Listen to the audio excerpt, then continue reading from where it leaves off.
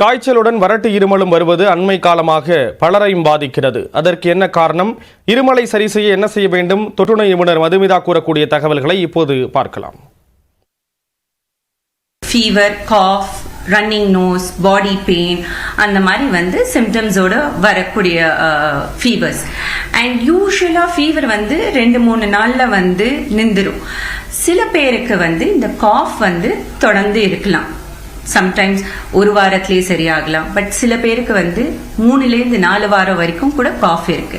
இதை post viral பிராங்கைட்டிஸ்ன்னு சொல்லுவோம். So இந்த நுரையீரல் பைப் டியூப்ஸ் அதுல ஒரு இரிட்டேஷன் எடுத்துட்டே இருக்கும்.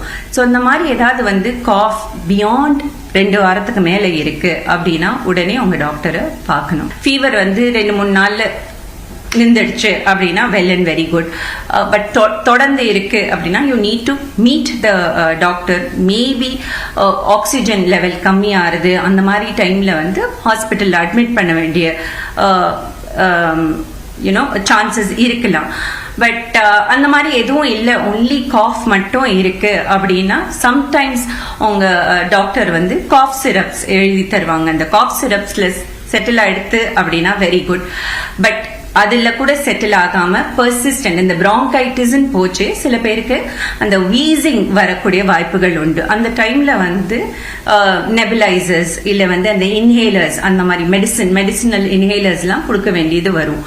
பட் அந்த மாதிரி இல்ல, வீசிங்லாம் ஒன்றும் இல்லை, வெறும் காஃப், வரட்டு காஃப் மட்டும் இருக்கு அப்படின்னா certain things, the dusty places avoid பண்ணும். ஏன்னா any kind of allergy can trigger that cough. And avoid cold drinks, avoid going to cold places.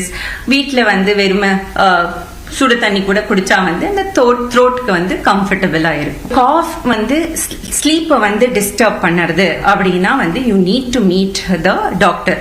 ஏன்னா this cough could be because of the lung infection or that bronchitis, or sometimes சில பேருக்கு இந்த அசிடிட்டினால வயிற்றுலேருந்து வர அந்த acid த்ரோட்டை irritate பண்ணி அது கூட வரட்டு காஃபா வரலாம்.